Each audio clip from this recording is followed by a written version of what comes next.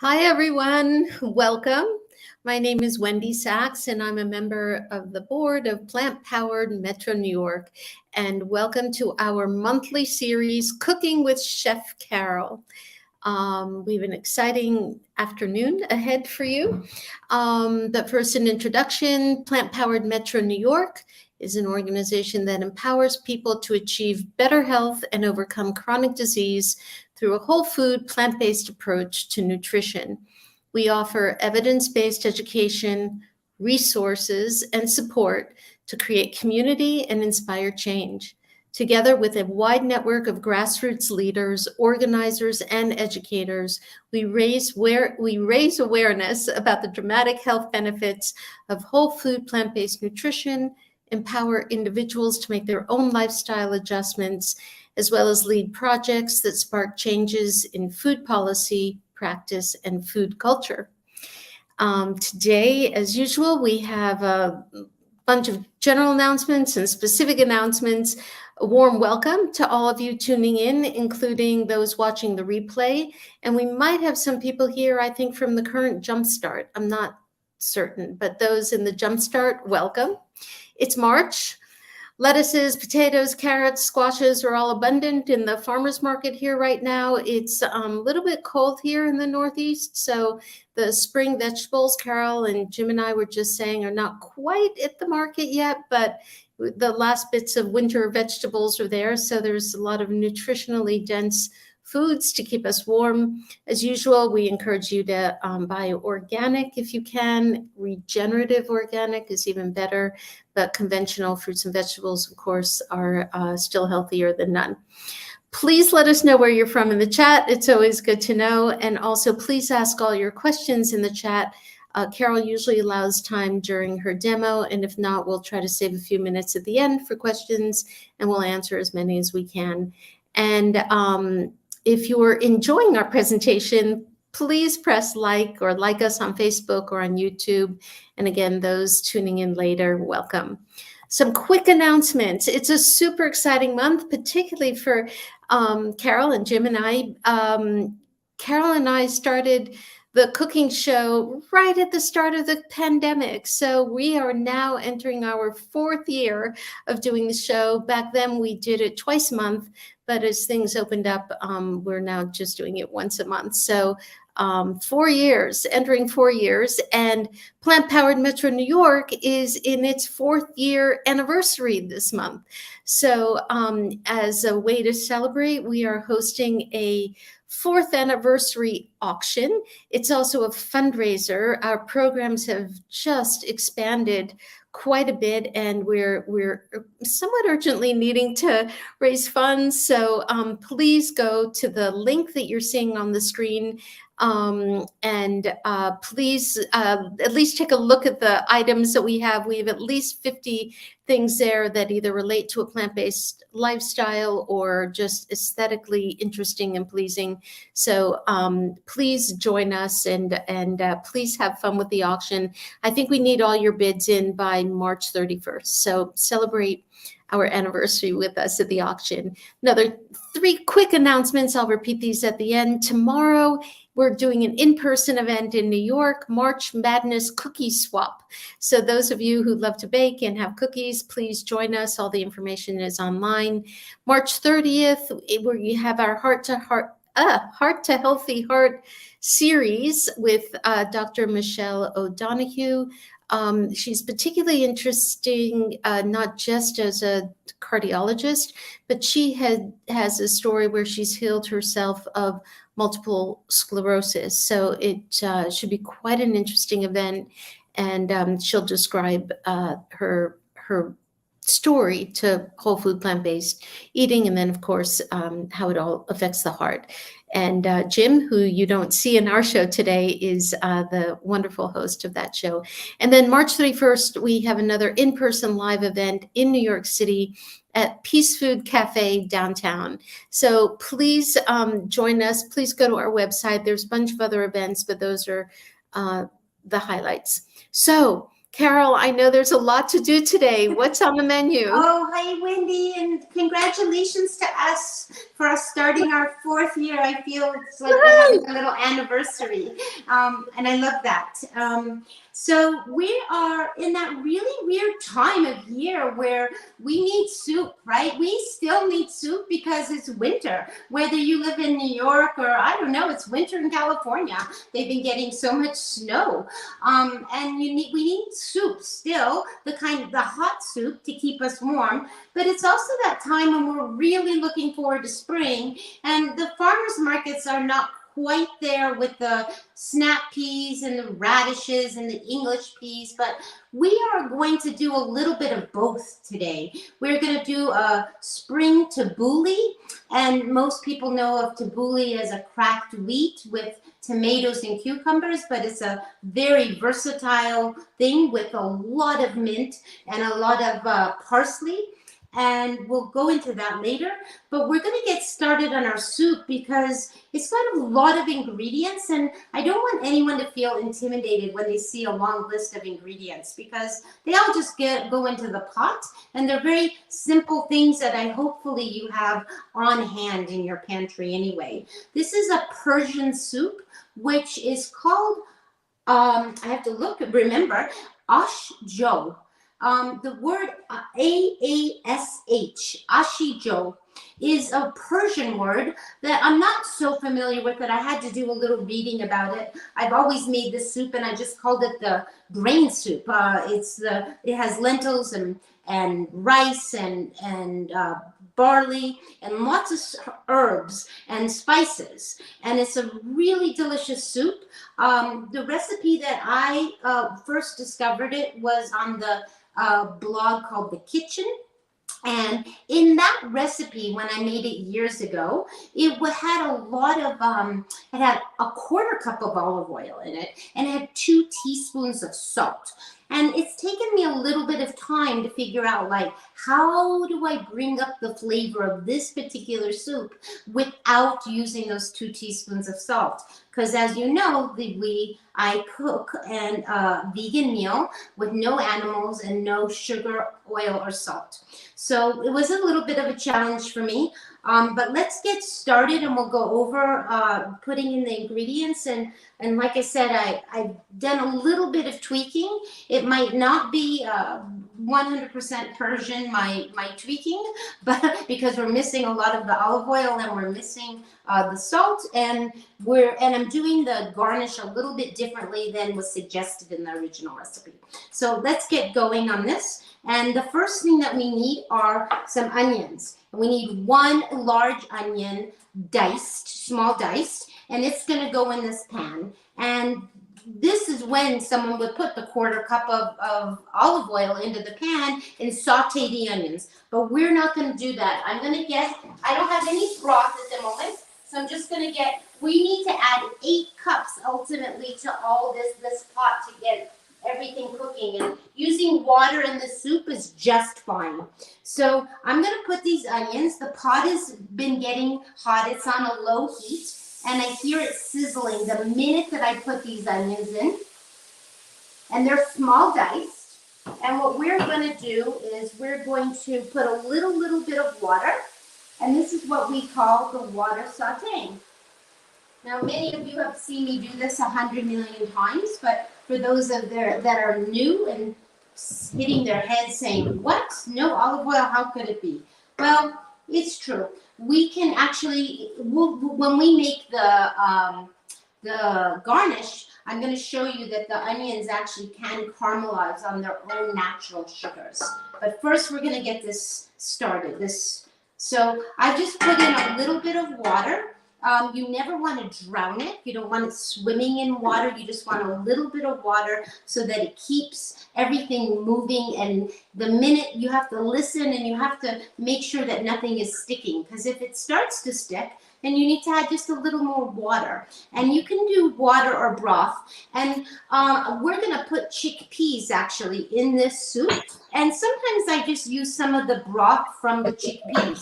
These are ones that I made. But right now, we're not going to use all these chickpeas today, so I'm kind of holding on to the broth. So what is going in this soup?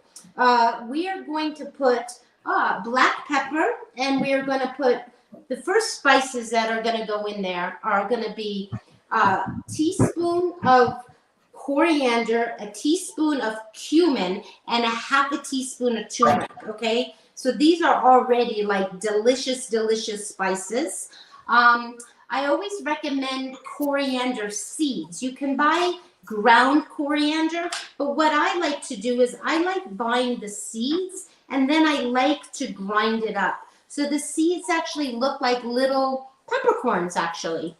And they are one of the most heavenly smelling, very aromatic spices. And what I do is I have the seeds in the bottom part of the jar, and then I have a little bit of a little package, a little piece of saran wrap, and I grind just a little bit at a time. So when I go into my cabinet, it's all ready to go. I've ground it in a little spice mill, but it's here, and then the whole seed is here. So it smells heavenly, and I just wanted to point that out. And then we're going to also get in here, we're going to get, there is ground black pepper, and there is no garlic in the soup. And I have garlic prepped here, but I just realized that the garlic is for later on, for the other onions. So I'm going to put these spices in, okay, the turmeric, coriander, and cumin. And we're just going to get that mixed up. And like I said, we just want to get this soup really started because it's going to need some time to cook. Okay, and I like getting all those spices in there right this minute. Oh my gosh, it already smells heavenly, and it's just looking very yellow because of the turmeric, okay? The turmeric kind of has a way of staining everything. And then I've measured out the grains that are going in here, or we're putting the original recipe, and almost all the recipes I see for this particular soup is basmati rice, and you use very fancy basmati rice, the very long, beautiful grain, so that you can actually see it in the soup. But I switched from white rice to using the brown rice, and it's the brown basmati rice that I'm using. So I have a half a cup of brown basmati rice that's going to go in there, and then I have a half a cup of pearl barley. Okay, maybe some of you have only had barley in mushroom barley soup, but it's a wonderful grain for salads as well as soups. And I realized, Wendy, I didn't finish my talk about the word Aash. Aash, the beginning name of this soup, does not just refer to this soup. It refers to about 50 varieties of soup that are thick soups that are made with beans and rice and lots of herbs. And then the word Aash is also apparently used in the kitchen. You can have, and they put that word in front of many kitchen terms, even in front of the chef or in front of the kitchen. So it's a, I don't know Farsi. So if anyone's online that wants to say something about the word, they're welcome to educate us. I only know, my only little bit is learning from this soup. So this is cooking away. I have also the third thing that goes in this after the rice and the pearl barley is some French lentils. And French lentils are different than the regular lentils. You know that there are yellow and red lentils and brown lentils. These are actually green little lentils, and they're called French lentils. And sometimes they are called puy, P-U-Y lentils. They're tiny little lentils, and they are going in here. So we've already cleared the deck here of 3 grains that are going right into the soup. And I'm getting this all stirred around here. And later, we're going to finish the soup at the very end with a lot of spinach. And we're going to put lemon and cilantro and parsley in it. But we need to add 8 cups of water. So I have 4 here. So I'm going to put 4. This is 4. And then I'm going to add another 4. And you can use broth if you want. And then this is going to cook now, just like this. And if you want, I mean, I usually add the chickpeas later. I cooked my own chickpeas. You're welcome to use 1 can of chickpeas. And when you're buying that can, I always remind you to buy the no salt beans, so you're not bringing the salt home with you. Yes, you can put a little salt on your soup if you like at the very end, but try to not bring home all those things that have the salt in it, the marinara, the tomato sauce, all the things that, because they put a lot of salt in the food to preserve it and to keep it on the shelf, and also to make it taste good. So, but it's not necessary. There are other ways of making food taste delicious. And we're really going to do that today because we're using all these fresh herbs, and we're going to use lemons and citrus and zest. So that is really the way to like bring up flavor. So I just want to make sure, and it says that I need a ½ teaspoon of black pepper in here. And I'm going to just, I'm not going to measure the black pepper. I'm just going to give it a bunch of turns of black pepper because I like the fresh black pepper. And in here I have green peppercorns and black peppercorns and white peppercorns, like 3 or 4 colors. I have red and black and green and white. So this is a nice, I'm just giving it a bunch of turns. Okay, so that is now going to have to come to a boil and cook. And ultimately this soup takes about 45 minutes to cook, sometimes an hour. So what I'm going to do is I'm ultimately going to move it back to the stove so that it can be under the gas flame, and it can cook. And I'm going to show you how I make the garnish for the soup. That's going to be the next thing. And again, we're going to put in our chickpeas, but a little bit later. We're going to hold back on those. And we're going to hold back on the parsley and cilantro and the lemon zest. We're just going to get this soup started cooking. So I'm going to give it a little switcheroo right at the moment. Wendy, are there anybody that would have a question so quickly and early in the demo? Maybe people want to ask a question?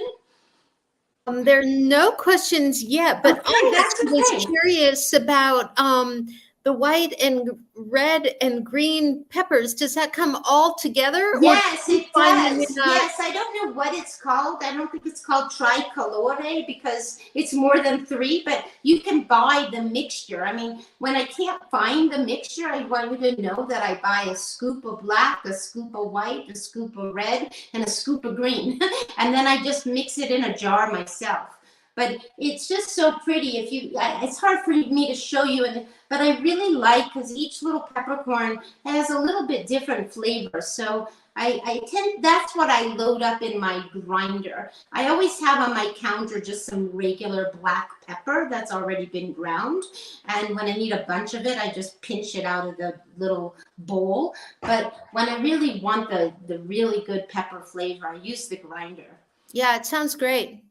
Yeah. Do you you have a grinder, right? Well, I can't remember what your grinder looks like, Wendy, but you must have one. I do. But while you're actually back there, there's a number of people in the Jumpstart that have joined us, and I know, Carole, you went over this quickly, but these herbs and the flavorings that you're working with are really the key, I found, to this whole way of life. The lemons, the oranges, the zests, the herbs, spices. So that's what keeps the food interesting when you don't have salt and oil. Exactly. And you know what? As a trained chef and a trained person working, I didn't go to cooking school, but I absolutely worked in restaurants, and I still work in a kitchen, a professional kitchen, and they use lots of olive oil, which tastes and looks delicious. But the fact is, when you learn the way to not use that oil so much, it's amazing how fresh, how far forward tasting everything is, right?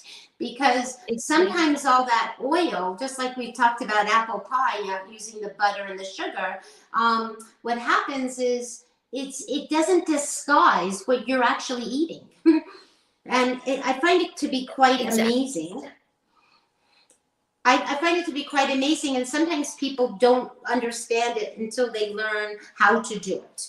So I want to Great. just. We do have one quick question, Carole. Sorry, what does your grinder look like? Can you just show it to us? Grinder looks like this. It's kind of classic, actually. Can you see? Yep, we see it. They I have use a an smaller electric one. Yeah, it has a big P on it, and it has a little door that opens, and I always just carefully pour. I've had this thing for 30 years. It's always dirty because I'm always grabbing it with food on it, and every once in a while I give it a good cleaning. But oh my God, whatever it cost back then, it probably cost a lot for me to buy it when I was young. But it has lasted forever, like forever. Yeah. So, and for those who can't find it, something like that, you can use a electric coffee grinder, like just something you plug into the wall, and you can use that for spices also. yes, and I'll show it to you. I'll bend down for a minute and just show you what that looks like that Wendy's talking about. It looks like a coffee grinder, but this is dedicated to just spices. Right. And so when I grind the coriander that I just talked to you about, it's done in this. And this is never used for coffee. It's only used for spices. And it's another thing that I've had for 20 plus years. So I don't know. Sometimes you invest in something and it lasts forever, you know? And yeah. So I'm glad you mentioned that, Wendy. And again, this is kind of a classic. It's stainless steel, and you can change how big the grind is at the bottom by the screw. So it can be very fine or it can be bigger. It's a very nice one, and I wish I knew how much. Literally, I think I've had it since I've been in my 20s. So it's a very long time. So I just put a little skillet on the pan, on the burner here. I want to tell you that I never make the garnish for the soup. Never. The garnish for the soup in the original recipe, because it's very decorated soup. Not only is it full of herbs and spinach and grains, but its decorating at the end is fairly common in this soup. And it's usually done with yogurt, and it's usually done, I think they drizzle oil on the top, but we're not going to do that. And they also make these caramelized onions that go on the top. So the original recipe was a 1/4 cup of oil to 2 onions and then a 1/2 cup of mint. Okay, so I don't often bother with the garnish. I really, because I'm lazy sometimes. It's hard to believe, but I am. So what I end up doing is when I'm chopping the cilantro and the parsley, I end up just chopping a lot of mint and putting it directly into the soup. But I thought today we had a few minutes, and I thought, you know what? No one's going to believe that we can caramelize onions, so I might as well just take the few minutes to just show you that it can really happen. So there's no oil in this pan right now, and I'm just going to put a little bit, and it's not hot. They're now just starting to sizzle. So the pan is just getting hot. And what I've done is I've julienned, meaning I've sliced onions, right? Everyone knows about slicing them thin. And in the recipe, it called for 2 onions, and this is one, and I actually have the end of another one. So I'm just going to show you, just taking the onion. I'm going to hold this for something else, for the stock. And you just literally julienne, okay?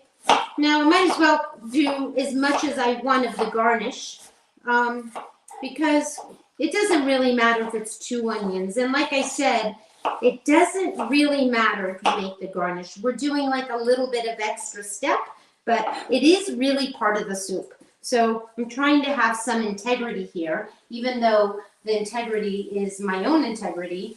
And it's also, and I'm just putting these in a pan with nothing in it yet. Okay, and here goes the other 1 onion. So basically now I have 1.5 cup of onion in a very small skillet. Any kind of skillet will do. This is an Ozeri pan. It's one of my favorite non-stick pans. And we're just going to leave this close by. So what the original recipe, like I said, called for 2 onions, some dried mint, and lots of garlic. It called for like 4 garlic cloves. So I'm going to go ahead right now. I minced 4 garlic cloves earlier, and I just chopped those up. And If you don't like chopping garlic, you can do it in the Cuisinart. You can do a bunch of garlic all at one time, if that's something that you want to do. Later, I'm going to show you how to use the food processor as a way of just grinding up a whole lot of herbs, in case you don't want to use your knife. I always say it's important to learn knife skills. Some people are a little bit intimidated, especially at the beginning. And I'm going to get a little water because even though this is a non-stick pan, I can see that the little pieces of garlic are just wanting to get stuck. So I'm just adding a little water, just like we did when we made our soup. And I'm just going to have this water on the side. Again, you could use broth. It would make it more flavorful. I see I've left some onions here. So basically on a medium, if I were cooking on the gas stove, I would tell you I'm doing this on a medium flame, right? And you just want these onions to cook down, and their natural sugars are going to start to release, and they are going to become brown. Now, you could also do this in the oven. I'm telling you on a high heat, just on a sheet pan, but I'm trying to just show it to you in a skillet so that you can see it happening. Okay, so you can see right now I just have a bunch of onions, and I'm telling you I could eat all these onions once they're cooked just like this. Maybe that's why I don't do it, Wendy. Maybe that's why I don't make the garnish, because I'm just ready to dive into the soup when it's happening, and here I want to just eat these onions. So maybe that's why I don't bother with the garnish. But I always put a little yogurt on top. So our soup is in the back cooking. I'm actually going to put a lid on the pot because that always helps with the soup bringing it to a boil, because I do want it to start to get thick.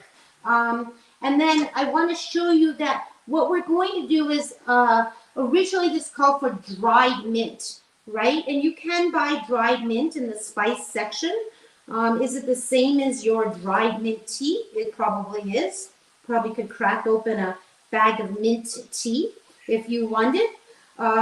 Mint is something that I have all the time when it's summertime and you're able to grow it. I love growing it. It's kind of, I never have enough of it. And I did dry some of it from the summertime, but I've already used all that. So I'm using the fresh mint because, one, we need it for our, we're going to use it later for our tabbouleh, but it's also going into the soup, okay? So you can see that I'm just chopping it. It came off the stems, right? And I have a huge bowl of it here, okay? And I'm just going to chop a bunch of it, and ultimately it's going to go with the onions. And as I said earlier, if you didn't catch me, that often I don't bother with this step, and I just put a bunch of mint directly into the soup when I'm chopping all the cilantro and the parsley, okay? But today we're going to really do it right the way that I want to show you, okay? So that's going to be our mint. It's all chopped up. We have a lot of parsley, and we're not putting the 2 teaspoons. So I want to tell you that the original recipe for this garnish also had a teaspoon of salt in the garnish, and I'm omitting that entirely, okay? And the soup had 2 teaspoons. So it took me quite a bit of time to figure out and learn how to bring up the flavor, because that's what the salt does, is it pulls things together, and it's an easy way to pull things together. But we're not going to worry about doing any of that until our soup is starting to come close to getting done. So it's cooking in the back stove, and I should probably put a little bigger flame on it than I normally would. And these are cooking away, and they're looking already just scrumptious. They're not starting to turn brown yet, but they are going to start turning brown very soon, okay? And we probably could start on our tabbouleh, but let me just make sure this is going to come to a boil, so that's good. And we have our chickpeas. We cannot forget our chickpeas going into the soup. That's essential. And I think what we'll also do right at this very minute is we'll make a little bit of lemon zest specifically for the soup, okay? Just for the soup. And I think we could make it right here in this bowl. We're gonna use a microplane. Sometimes a grater, a box grater. If you don't have a microplane, here's a box grater and it has a very small holes, and you can use that. But I think it's always worth investing in this microplane because it's just the best thing to make zest with. And so the way that this is very, very sharp, you have to be careful, and you're going to do a pulling action, and you just are going to go slowly around the lemon, and you don't want to go past the pith part, okay? That part is important. I have a dog, some of you might know, and before I started this demo today, I give her a little tiny bone to chew on. Now she is trying to bury it in her bed. So I am laughing and smiling to myself, watching her try to hide this bone, because I think it's funny that really dogs do hide bones. One time I saw her digging in the yard, Isla, and I thought to myself, what is going on? Why is she digging in the dirt? And then I realized she had hidden a bone in the dirt. And I thought, oh yeah, that's what dogs do. So you'll get to meet her later, I'm sure. She likes being shown. She likes being around. She loves being in the kitchen here with me. So these onions, I'm listening to them carefully, and I'm knowing that their water is slowly absorbing. I can still hear them sizzling. So we just did 1 lemon. I think for this moment, that's enough. It's probably like 1 tablespoon of lemon. We're gonna keep this around because we need lemon for everything. We need lemon for the soup. We need lemon for the tabbouleh, and we just need lemon. That is a big thing with this, the items that we're making today. Okay, so these are cooking, right? And I think I'm just gonna let these cook. And I'm going to put this mint somewhere so it's not in our way for the soup. Okay, remember we're gonna use mint later again too. Any questions, Wendy, while we're doing all these things? No, no questions yet. I just am intrigued because every time you talk about mint, and we've talked about it a lot in various recipes, or the lemons, you know, I like you recognize how much that just makes the food so delicious. Oh my gosh, I was at work the other day and I had to make a quick salad and I didn't have any dressing or anything. I had no dressing to use. They had just olive oil and, they had the vinegars on the shelf. And so I saw some mint. And so in my salad with I cut up an orange and I put in cucumber in a green salad. And I put a little bit of rice wine vinegar. And then I just put a bunch of chopped mint. Yeah. And I was just like, oh my God, this is awesome. I've done that with basil also. Yes. So for the jump starters, you can use basil or mint or, some of the herbs that you just might have around. And as Carole said, orange or a piece of fruit can also pick up a salad. And it really, it like changes it. It's like you don't even believe that it's happening. Like, how could this happen? How could one thing like really change it? But it's so delicious. Now, I don't know if you can see this on camera yet, Wendy, like besides the steam like flying off, but these onions are starting to caramelize. Beautiful. And it's only been about 5 minutes, It probably could take a good 10 minutes. I have them pretty piled up. We just want to I'm going to not move them to the back of the stove because you really have to watch them. I want to make sure they're cooking away. They're releasing their own juices. At this point, they're sweet, At this point, these are ready to eat, I would put these on I don't know, my next taco, but these are ready to eat now, but our goal is to get them brown, and then we're going to ultimately put the fresh mint on top, okay? But at this moment, we're not going to do that. And I'm going to we'll have to chop a lot of parsley and cilantro for the soup, but I think we can wait to do that. Or you know what, I'm gonna do it now for the soup so it's ready. So, you know, in the recipe, it says 1 cup of fresh cilantro and 1 cup of fresh parsley.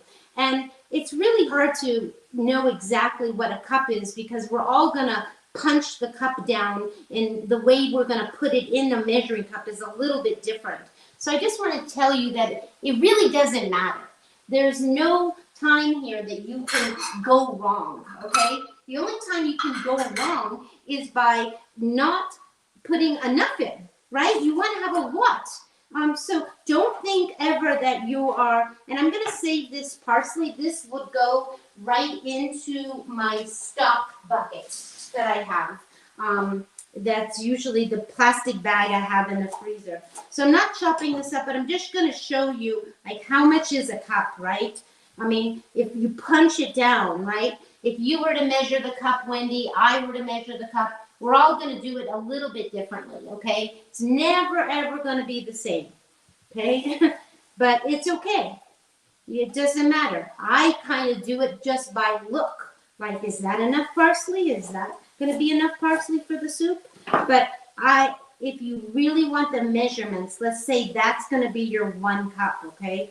And I have parsley all over the place. And parsley is going to go also into our, so normally we chop this just like any other herb on the cutting board with a sharp knife, just like I did the mint. But I do want to tell you that you can put it into the food processor if you'd like. It's a way of just speeding things up, okay? So I'm just letting you know it's okay to do that. You want to make sure that it's very dry after you've rinsed it, shaken it off.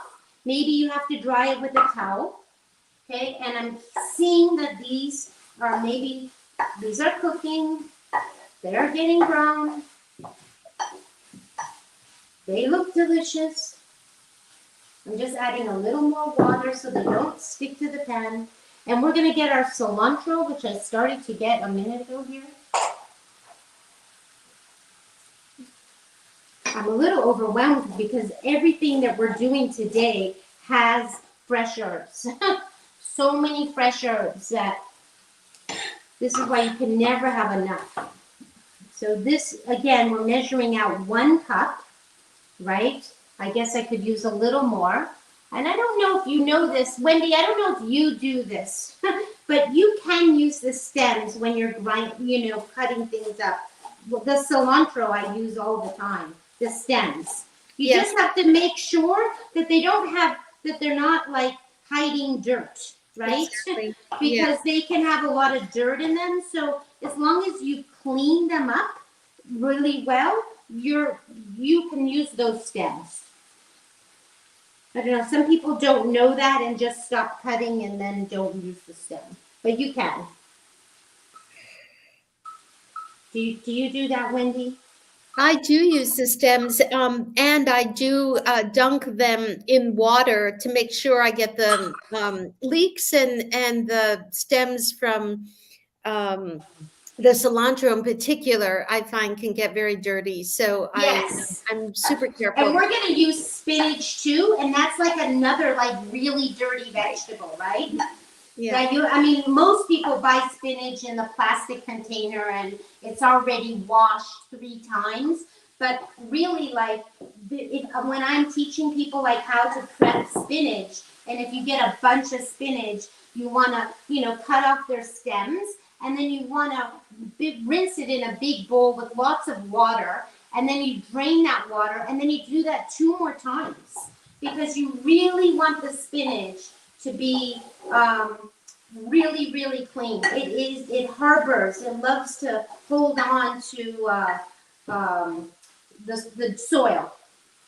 And although we know that some soil is good for us, we don't necessarily want to be crunching on any kind of dirt. So look at how our progression here. Can you see that? Okay. You see how things are starting to get caramelized, right? Yeah, it's just beautiful. So caramelized, you mean browned a little bit? Yes, really, we're looking for a nice deep golden brown, Wendy. So I'm just sitting here kind of monitoring it because I don't want the onions to stick. There's no oil in the pan, right? And it's in a non-stick pan. I've got all that garlic on top of them, and I'm just keeping them so that they're constantly moving, but they're also cooking down, you know. So I chose the right pan, and I'm just going to show you, this is what we're going to use for the soup, okay? So I'm just going to go to the machine back here and just pulse it a couple times.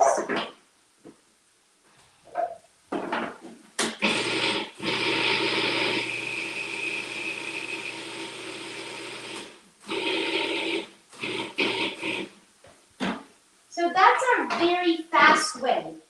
That's like if you don't want to spend time cutting with your knife, but maybe you don't have a food processor, so you need to spend time cutting with your knife, right?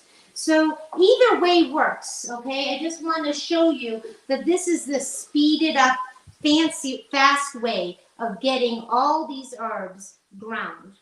Now, Wendy, you have that amazing little, I don't remember the name, the Japanese tray. The tray that you have that's in your refrigerator with the little bento box. That's what it's called, a bento box. And I know you prep all these things, but you could do this with the parsley and the herbs. And as long as it were covered, it would stay a couple days.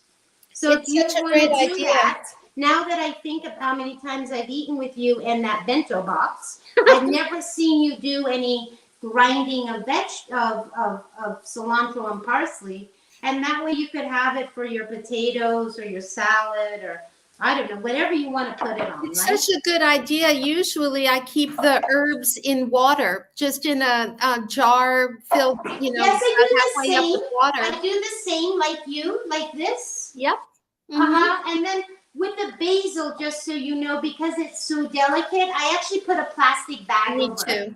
Yeah. And so I do it like this. And of course, if you were just serving a little bit of parsley, like in a salad, you could just chop it really fast. But I just always am thinking about that bento box that you have, because I don't own one. And I think it's the most awesome thing. And you use it all the time.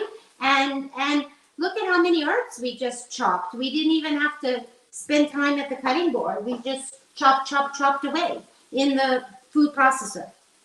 So that's pretty great, right? I think so.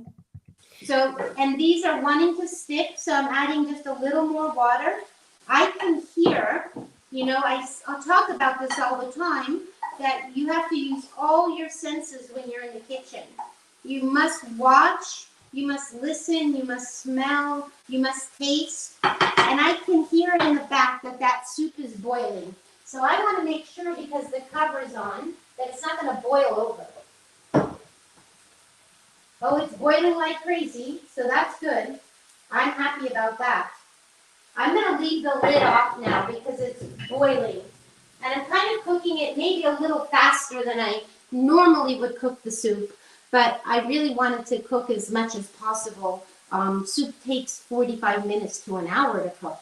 So, and then we have our fresh herbs here, and I'm just going to make sure this is all still looking good. I keep showing it to you because I want to show you that it's getting darker and darker, and it's still not sticking to the bottom of the pan, which is really awesome. And again, the only way that it's not sticking to the bottom of the pan is it's like the onions have their own natural sugars and they're being released. So they want to caramelize the onions. But I'm putting a teeny bit of water in, a little bit every few minutes, just to make sure that they're moving around and they're not getting stuck. So we are going to, for this moment, move on to the next recipe, and then we'll come back to finishing the soup. But the great thing is we have some zest at the bottom here. We have the cilantro and the parsley. We'll put them right next to the chickpeas, so we will remember that those two things have to go into the soup. Okay, and we're going to start on what is a summertime tabbouleh. Tabbouleh is very much like hummus to me. I'm always trying to think, how can I have a different kind of hummus? Most of us just know the regular hummus that is with chickpeas. It always has chickpeas. It always has tahini, garlic, and lemon. And most hummuses have a lot of olive oil in it. But we don't need to have the olive oil because the tahini has its own natural sesame seed oil, the oil that comes from the whole sesame seed. So you've seen maybe me make sweet potato hummus. I have made chocolate brownie hummus. I have made beet hummus. So tabbouleh is much like that. It's very versatile. And the tabbouleh that we're all familiar with in the Middle Eastern world usually is made in the summertime with lots of cucumbers and lots of fresh tomatoes and a ton of parsley and mint and normally cracked bulgur wheat, okay? Which cracked bulgur wheat is also another kind of grain, looks similar to quinoa, but today we're going to make what I'm calling spring tabbouleh. I make a winter tabbouleh as well, using some kind of grain, also with cauliflower and pomegranates and walnuts, okay? So it can be very versatile. So let's just get started on that. I'm always talking to you about these onions. Why? Because it's just important that they're moving around. And as soon as we're done making these onions, then I'm not going to mention them. But you can see how beautiful. And they're going to be beautiful. And they're going to be lovely because we're going to toss them with a bunch of fresh mint. It's going to be exquisite. So in a few minutes, those are going to be done. I'm not going to make them so that they're totally crispy. In the oven, if you cook them, a big sheet pan full of onions like this, they would just naturally get crispy in the oven. But we're doing it in the skillet. And I think even though we're going to cut herbs again, I think I'll just keep that there. And what we're going to do is I need to get a bowl. I realized I forgot to get a bowl. So we're going to get a bowl. And what is going to go inside of this summer tabbouleh? We are going to use something called wheat berries. Wheat berries. Now, wheat berries look very, very similar to farro, but wheat berries are not farro, okay? And you can look up the differences. There's a lot of, there's spelt berries, there's wheat berries, there's farro. They're like the whole grain, and they look exactly like, I don't have any to show you except for what I've cooked.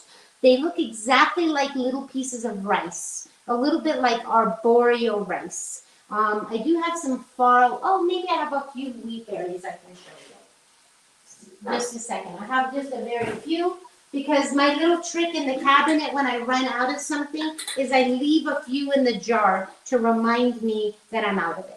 So they look just like rice. It looks just like rice if you can see it. And these are wheat berries, okay? So what I've done is similar to beans. You know, you always have to soak when you're cooking beans. They cook faster if you soak them overnight. Well, the wheat berries are just the same. If you can soak them overnight, they're just going to cook faster. Do you have to soak them overnight? No, you don't have to, but I just think that it takes less time for them to cook, so I think it's worth doing that. And it's not a problem to like soak something overnight. It's not taking any of your energy. All you're doing is before you go to bed, you're just saying, okay, just like I do with beans, are there any beans on the stove? I'm going to make a salad tomorrow with wheat berries, and I'm going to soak them overnight. So you just soak them in water, and then I drained the water, and basically what I did was I cooked them. And they take about 45 minutes to cook, and I'm just going to show you. I have a wet counter, just 1 minute. It's very aggravating to have a wet counter. Okay, that's good. And I'm going to stir the soup while I'm back here. It's cooking away. That's good. I think I'm gonna actually put its lid back on now. It needs its lid because the lid actually helps keeping it boiling all the time. And I think I'm gonna lower this to almost, I'm gonna turn this off because I don't wanna forget it while I'm making this, the salad. So here are the wheat berries. Okay, all I did ultimately was soak them and then I cooked them for about 45 minutes. I see that there's a teeny bit of water, and you cook them until they're about, till they're tender. For a salad, I usually leave them just a little bit chewy, just a little bit chewy. If you were making like you could make a risotto, like a farro risotto or wheat berry risotto, and those then you would use more water because you really want them to start to, be creamy. But for this particular thing, you want them just to be nice and still, it's a whole grain, this wheat berry. It's very beautiful. So I'm gonna get it into the bowl here, just carefully somehow. I'm doing this a little backwards. It's not like me to do things backwards, but I'm trying to show you. And this was 1 cup, okay? And you can use quinoa. You don't have to, if you are gluten-free and you cannot eat farro or you cannot eat wheat berries, then you could definitely use the quinoa to make this exact salad. And I want to tell you that when spring comes, the very first things that we do start to see in the market are the peas, the snap peas, and the radishes. And it's very exciting because those two things are like made in heaven. They go together. Radishes and peas, they go together. So I think that maybe the first year, I can't remember, Wendy, when I did a demo and we made potato salad with peas and radishes. And that's because it's so wonderful to have the first things out of the ground in the spring, and the peas go really well. So here I have all of this in a bowl now. Okay, this is the wheat berries. Were you going to ask me something, Wendy? No, I just said beautiful, and I look forward to those radishes and peas because those are unusual in Tabbouleh, and super interested in the recipe today. Yeah, and this is the thing, Wendy. I don't live in New York anymore, as you well know, because you don't see, you know that, and most people know that tune in all the time. And where I'm living, it's very much winter. But in a miraculous way, I was able to find these snap peas in the store. So I don't know where they come from, but the recipe calls for English peas or sugar peas. Now, I found I had the week before in our store, and I'm trying to find where I have them. I thought I could have saved. Oh, here. So this is a sugar snap pea. Do you see how fat it is? Right? Yes. It's fat. And you have a stem here, and you peel it back, and you take off the string, and that's the back part. That you peel that off, and you can eat this raw. It does not need to be cooked, okay? It is so delicious, just like this. They had those sugar snap peas the week before, but when I went shopping this week for the demo, I only could find snow peas. And snow peas have much smaller peas inside, and they have a flatter wall. They're not puffy and round, right? So we're going to make these work for the salad. So the salad can have fresh peas, and I know when sometimes you're at the farmer's market, they've already shelled peas, right? And you can buy just a bag of fresh peas. So you can have little round green peas, but we're going to go and we're going to use the snap pea, and we're going to use it in the way that I think works for this salad, okay? Great. Now, Carole, we have a question right before you move on to the peas, which is, do you soak the wheat berries and the beans in the refrigerator, or do you soak them on the counter? I just soak them on the counter. It's just fine on the counter. Yeah. If that person knew I'm obsessive about my beans, right? And I literally go to bed and I look in the kitchen, do I have beans on the stove? Are there beans on the stove? Because I'm always soaking beans. I belong to a bean club and I'm obsessive. But I forget, Wendy, we haven't spoken a lot about grains. And you and I were talking about this, and Jim at the beginning before we went live, but I also crazily soak millet. I've got millet sitting here on my counter soaking, a big cup of millet, and this is going to be porridge, tomorrow morning's breakfast. And you don't have to soak millet. You can just start cooking it right in the pot. But in the morning, I'm in a hurry, right? So if I'm going to make something in the morning, I want it to cook fast. So I have millet just sitting here on the counter, just soaking. I hope that answers the question. Yes, it does. Thanks. Yes, and you could put it in the fridge if you have room, but who has room in the fridge? Especially if you live in Manhattan, there's not enough room in the fridge, So I'm just going to stir this soup. I just want to make sure that it's, oh my gosh, it's cooking away. So we're waiting for that barley, that rice, those lentils, all those things are just boiling away. Now, we have this cutting board that I said I wasn't going to bother to wash, but I really have to wash it because mentally I have to start a next dish so that something is clean in front of me. It's just kind of a mental thing. I realized that I didn't really want to wash it because I'm going to end up chopping herbs on it anyway, but here we are. I have to focus, and I always think if everything is clean and you're having a good mental space, that means that what you're making is also going to come out really good. Okay? Now I stock these onions. I just want to show you how brown they are. We can actually add the cilantro, the chopped mint that we did. We're just going to mix that all up. Okay, that's going to be our very beautiful garnish. And it probably could use some lemon zest too, but for now, this is what it is. Okay, and will I taste it? Very hot. Oh my God. This would be, oh my God. It's like eating jam. It's really yummy. It's really, really yummy, and that's just going to stay right there. And that's going to be for the soup. So what are we going to add to this tabbouleh? Now tabbouleh always has garlic. So I chopped up 2 garlics, okay? And it's raw. We're not cooking it. So it's going right into the salad just like this, okay? And then we're going to get rid of that.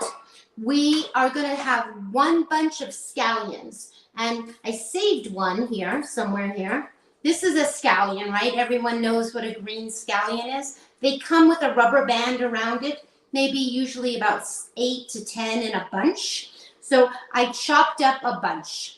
And a bunch is basically a half a cup, okay? So a half a cup, and I used the whole onion. And I'm just going to I'm going to move this over. We're going to come back for those lemons. I just want you to be able to see everything. Okay, so you can see now. So I took off this, to make those onions, right? I just took the little root part off, and here's the green part, and I just chopped the whole thing, okay? So don't throw any, the only part you're throwing out is the little tiny root part. And even that root part I throw into my bucket to make stock. Okay, so those are the onions that are going in there. So we cooked that. Now we have to figure out how are we going to get these kinds of pea pods into there.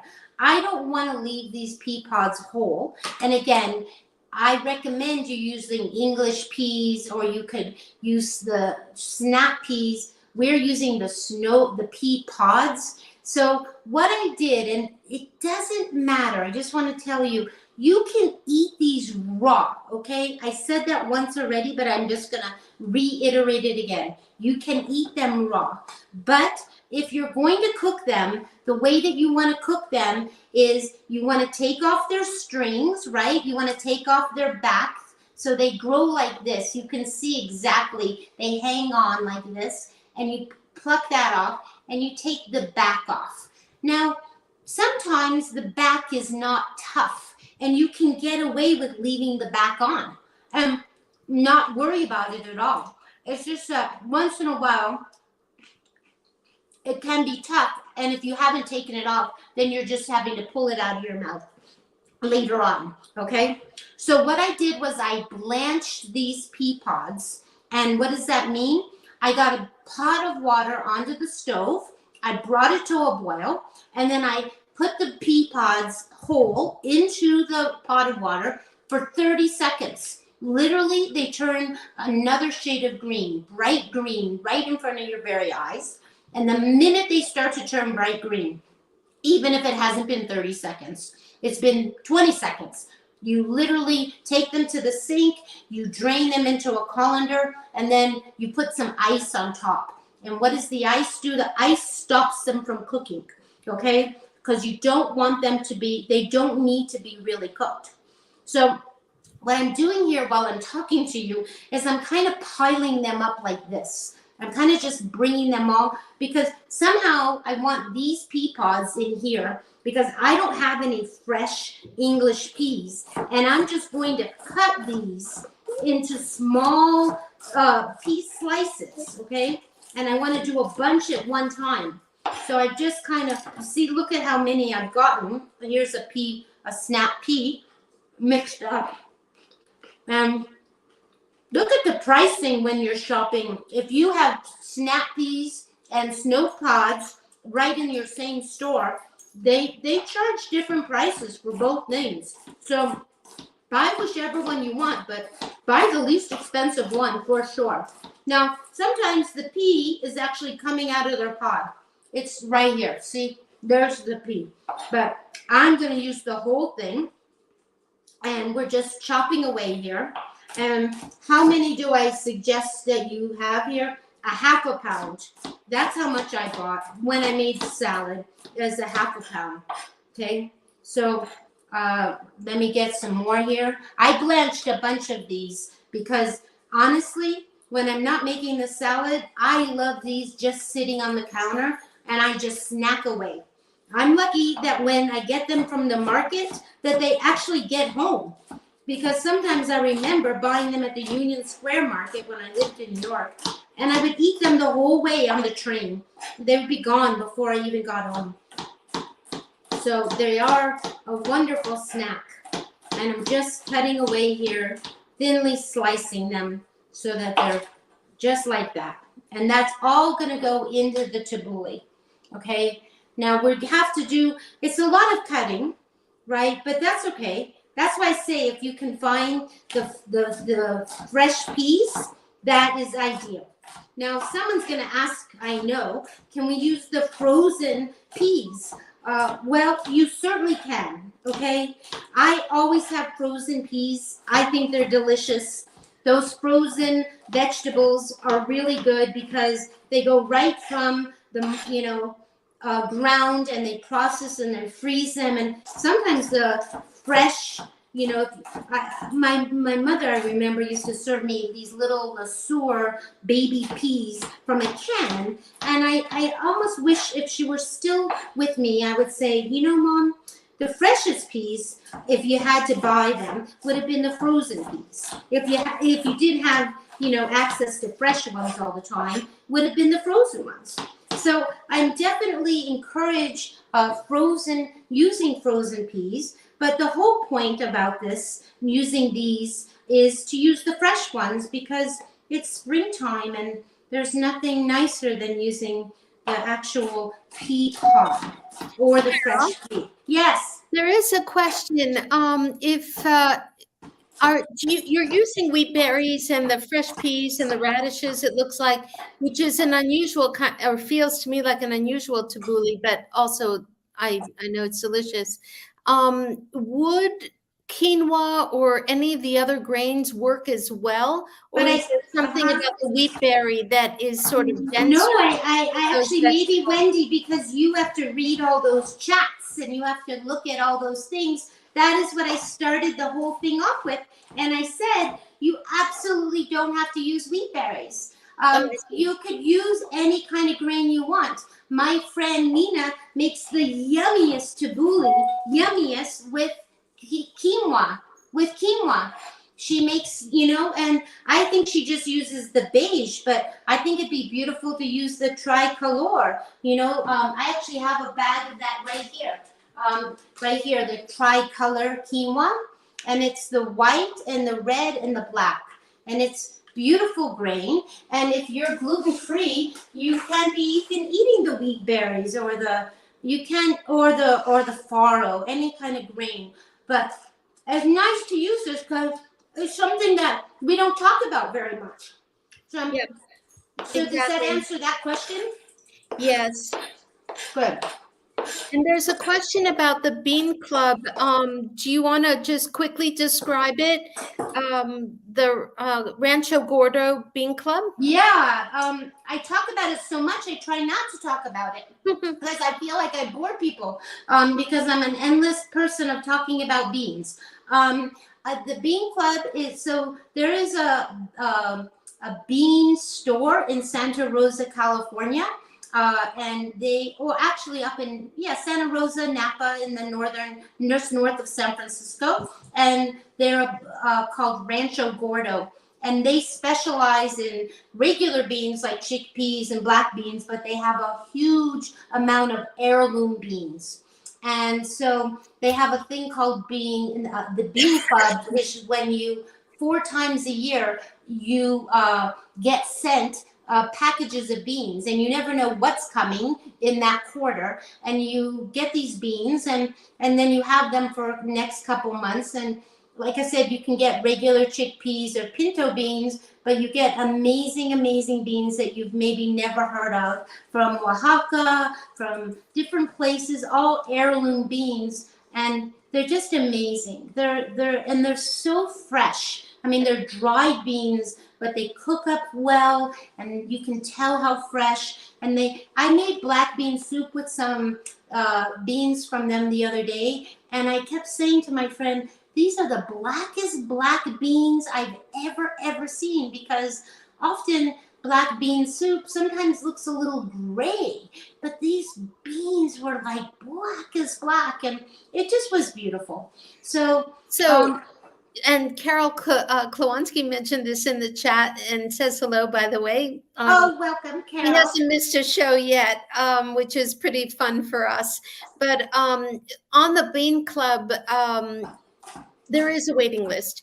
So it's good to get your name on the waiting list. And I do know people who've been moved from the waiting list into the Oh my God. First of all, I was on the waiting list for the longest time, and then I got on it. And then my friend David, who you know, Wendy, he was on it for like 3 years, the waiting list, and he just got on it. Like after the pandemic overwhelmed the Rancho Gordo so much, they were overwhelmed by everybody wanting to eat beans, but after, I don't know, just a year ago, I believe, not less than a year ago, they opened that list up and they let like 10,000 people in. That's what it said in their newsletter. We've opened it up and we've let 10,000 people that have been on the waiting list. Wow. So they're a company that doesn't like to exploit their farmers, their own workers. So they're not a big corporate bean company. They're a small company that specializes in heirloom beans, and it's well worth the wait to be on the Bean Club. But you don't have to be on the Bean Club. You can just go to their website and just pick a few of the beans and make your own Bean Club. And just pick a few beans and get them sent to you, and then you have something that you've never maybe had before. And I'm telling you, it will change your world. So enough on that, because I know I bore people with the Bean Club because I talk about it all the time. I'm looking at the soup while we're talking, and it's cooking away. I'm so happy. What else? We're almost at 6:10, and we have to start wrapping things up. So I want to show you and finish this salad. The next thing is that I'm putting in, and you said this was unusual, Wendy, to be doing this kind of tabbouleh, but what I said at the beginning of the talk is that tabbouleh is versatile. In the summertime, it's definitely tomatoes and cucumbers and tons of parsley. In the wintertime, it's cauliflower and pomegranates and walnuts. And in the spring, why can't it be radishes and peas with a grain, okay? So I have cut here in advance like 4 radishes. Can you see that 4 radishes have almost given us 1 cup? So I said in the recipe that you need to have 1 bunch of radishes, but you might not understand because every bunch of radishes, some are teeny, some are big, some are French radishes are long, right? You're just gonna do enough radishes to like add all the color and make sure that you see enough radishes in your salad. It's really gonna be up to you. Now I cut a bunch, but I wanna show you really quickly how I cut those, okay? Because it is a lesson in cutting. And some of you might be intimidated by making little matchsticks out of radishes. So what you're gonna do is you're gonna thinly slice the radishes, right? And I'm just slicing the radishes. And then what you're gonna do, just like I did with the pea pods when I stacked them all on top of each other, right? Then you're gonna just slice them into little matchsticks, okay? Now, if you feel it's scared to do this, I left my little tiny, that's my French knife, I left my little paring knife nearby. And if you wanna start small and just kind of feel like you're working with your paring knife, you could do that and cut them like that, okay? And the other alternative of getting these radishes in there is, I said, if you want, you could use the box grater, okay? I like doing the matchsticks, and it took me just a very few minutes to cut these radishes and yield already 1 cup. It literally takes minutes. It doesn't take long because each radish gives you a lot, right? Now, could you put the radishes in whole like this? Sure. But the idea of tabbouleh is everything is kind of the size of the grain, right? It's all small and chopped up, okay? So this is, I'm just chopping these up into little matchstick pieces. And what have I suggested? Where did I put it? I took out my box grater, and if you really, really want to, you could use the big holes, right? And this would be your fast way of getting those matchsticks. If you don't have the knife skills or you don't have the patience for cutting matchsticks, look at, you could make beautiful little grated radishes, and that would just go right in there, okay? And it's interesting that I'm doing this because they're very pink when you do this. When you grate them here, some of the red dye, some of the skin, actually, when you're grating, makes the radish a little pink. So I don't mind the little pink. Maybe you want to cut some by hand and then cut some with the box grater. But I'm just showing you, look at that, that's very possible if you don't have the patience for the knife, okay? But it's always good to practice your knife skills. It's not something to run away from, okay? Okay, and now we need to finish this because I want to get back to the soup, but do you see how beautiful that's looking? And isn't that looking like spring to you, all those beautiful colors? So you need a ton of parsley, and we can't use what we have for our soup, and you need lots of mint. So again, to save just a little bit of time for us, we're going to put some of our parsley, right? So we're going to, it says 1 cup of parsley in this. So we're just going to imagine 1 cup. I'm going to say that's 1 cup, okay? We're just going to estimate here, and that's going to go in there. Again, you can cut it on the cutting board, but we're trying to save a little bit of time. And then it says we need lots of, we need to have mint, fresh mint. So I have the fresh mint. It's all washed. Most of it is off the stem. So I'm just going to put it in here like this. Again, oops, we got to get those stems out. I kept a few of the stems because I like when the leaves are all at the top because it's nice to decorate. But let's say that's a half a cup, okay? I'm just estimating here. Again, it doesn't have to be exact, okay?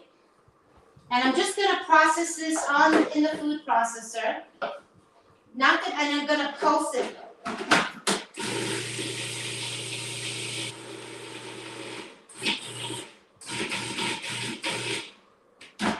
Okay. That's our lots of parsley. We probably could use more parsley, but you can never have it's full of parsley. The salad is parsley and mint.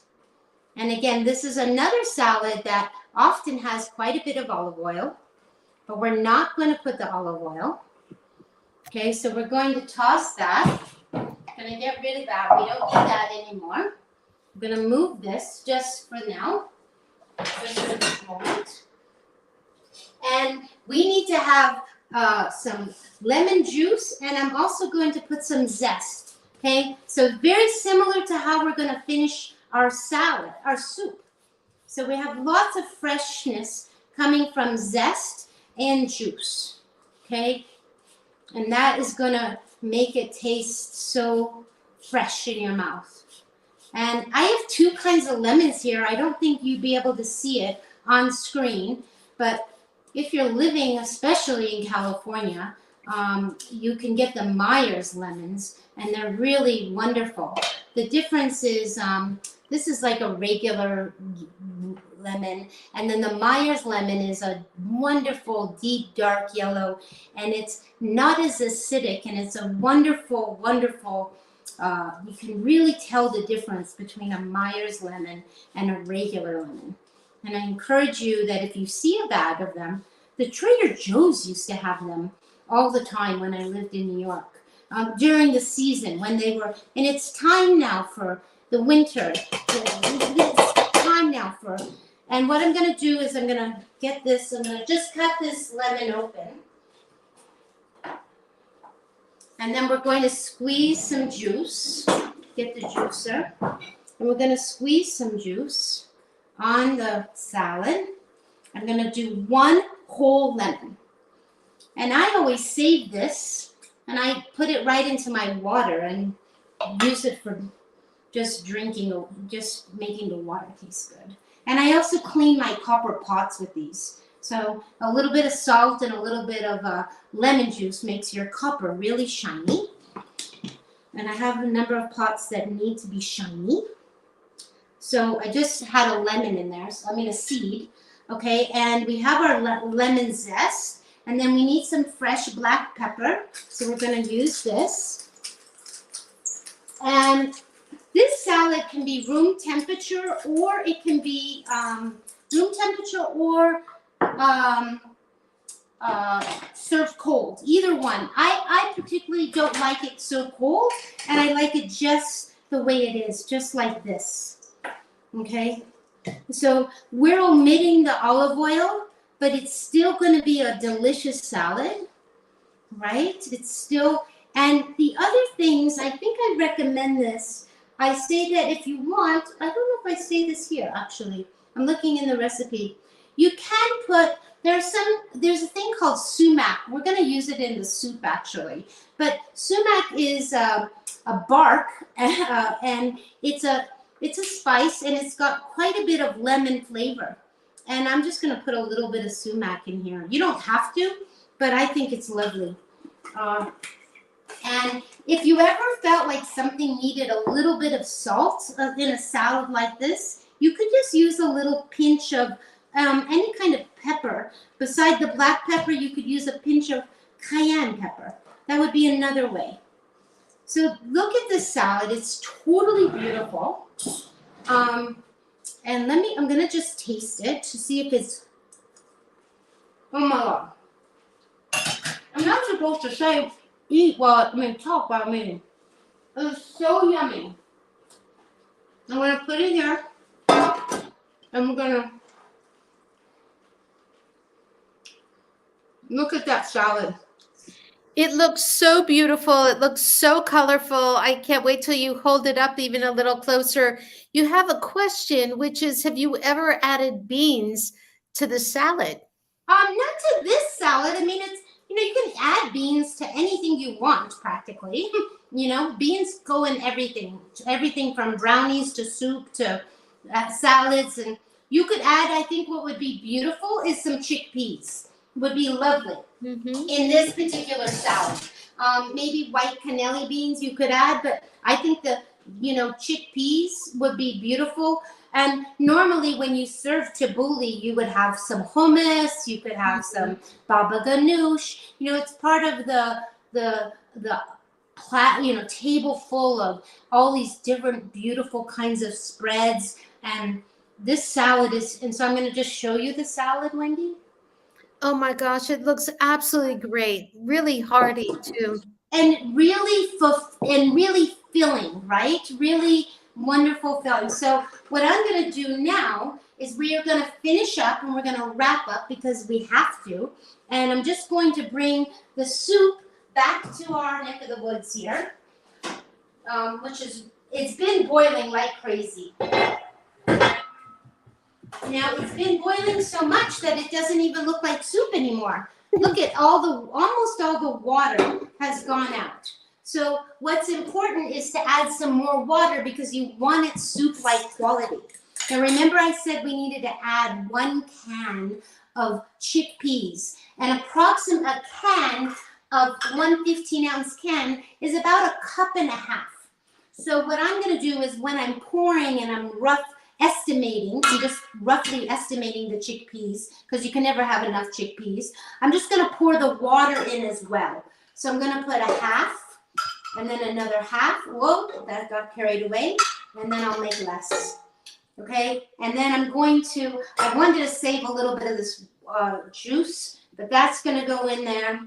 And this needs to still cook, this soup, just a little bit more. But I'm going to show you what it's looking like so you know. And we're going to try to finish it off while I have all of you. And we're just going, I put a little more water in. I'm just going to get a spoon here. Okay. Again, how many chickpeas? It says a can. I think you could put more, but right now I just want to be able to see all the chickpeas. Like, I want to have a little more in there. So I'm going to put just a little more. And I'm going to bring this back up to a boil. This is our garnish. Now remember we chopped up a lot of parsley and cilantro, right? And that's going to go in here now. Okay, and we have some lemon zest. Now, that's not written in the recipe for the normal soup because they put 2 teaspoons of salt in the normal soup. But we're not using that salt, so we have to figure a way to bring up that flavor, right? So this was a soup that took me a little bit of time to figure out how is it that it's going to be really good without that salt, right? Now, I'm wanting it to just come to a little bit of a boil. I'm adding just a little bit more salt, a little bit more water, sorry. Now, I give you lots of, I think I do, in the notes in the recipe here, I kind of added some things, and I say, so you can, I say it in the list of ingredients for the soup. You can use chickpea miso if you want. You can use the spice that I just called. So there's sumac, which would help bring up the flavor if you're struggling with the flavor and you just want it to have a little bit more zing. There's a chickpea miso, which is another way of bringing up the flavor.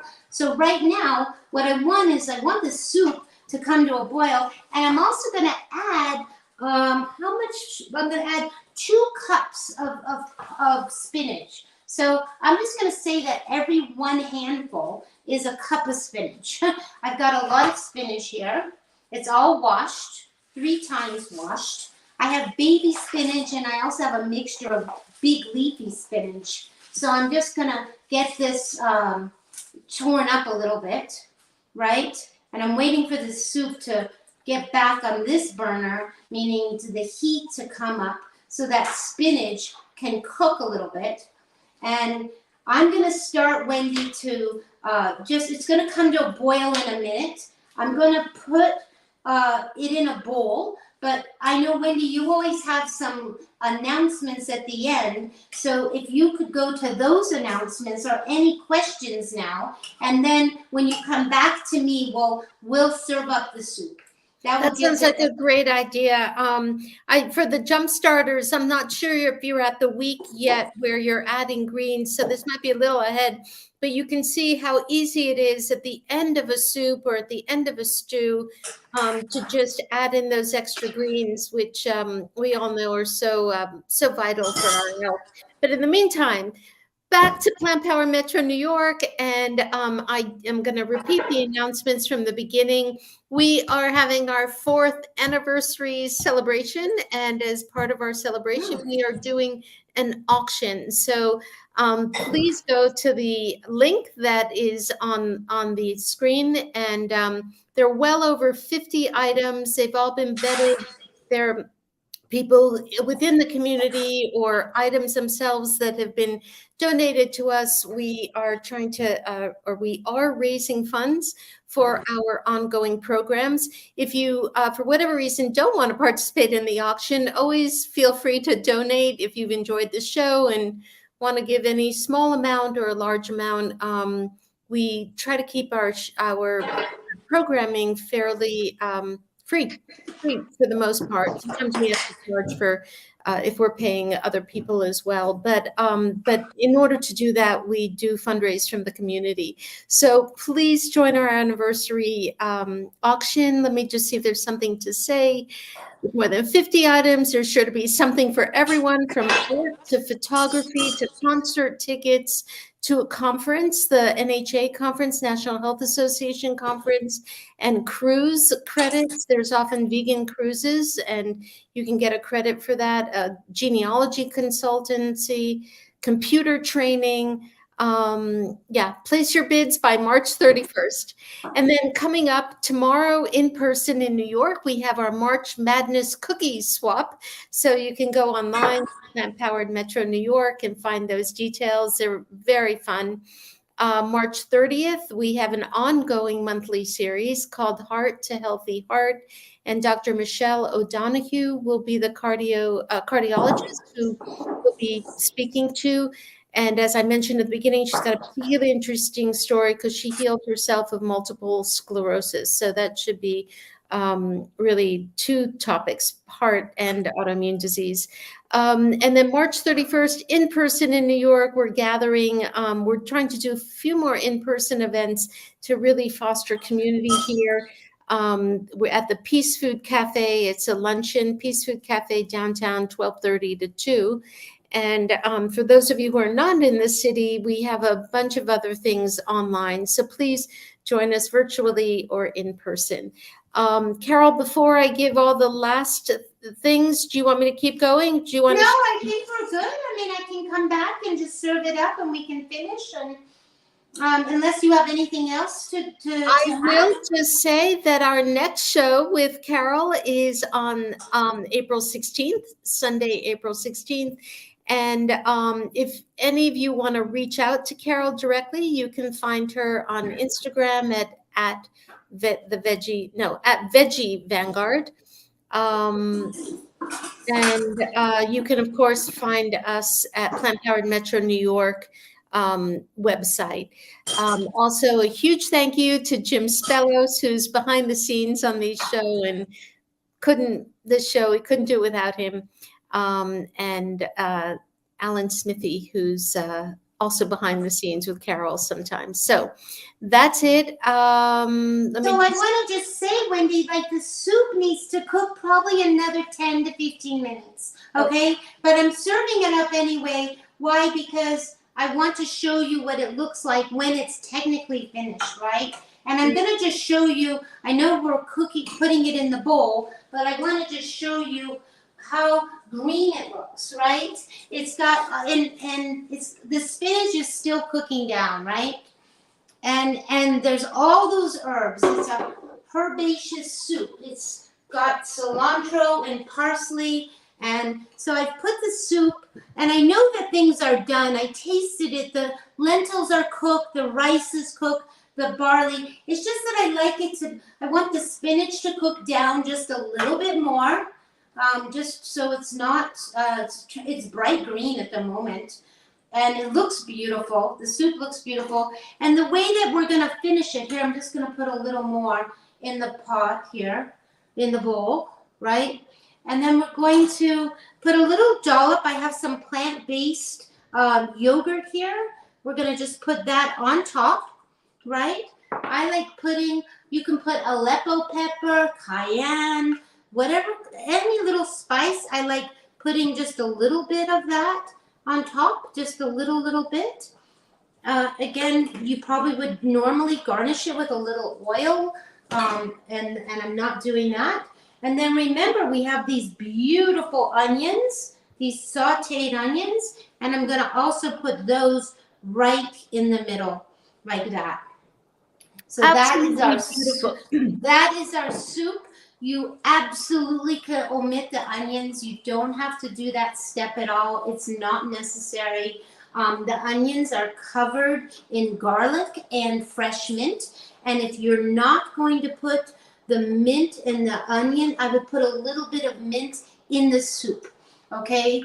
Because it's really nice to have the mint flavor, the parsley, and the cilantro, okay? So the tabbouleh has the mint and the parsley, but no cilantro.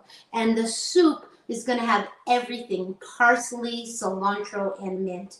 And both things have lemon zest and lemon as a way of finishing them off, as a substitute for us putting and pouring in salt. So any other questions? There are, in fact, we're having a little conversation, although I just want to be mindful of the time. It's 6:32. So those of you who need to go, thank you so much for joining us. And we'll say goodbye. Those who want to stay for this question, there was a question on whether or not you're using an induction stove, and also a comment that induction stoves usually need their own pots and pans, magnetic pots and pans to work.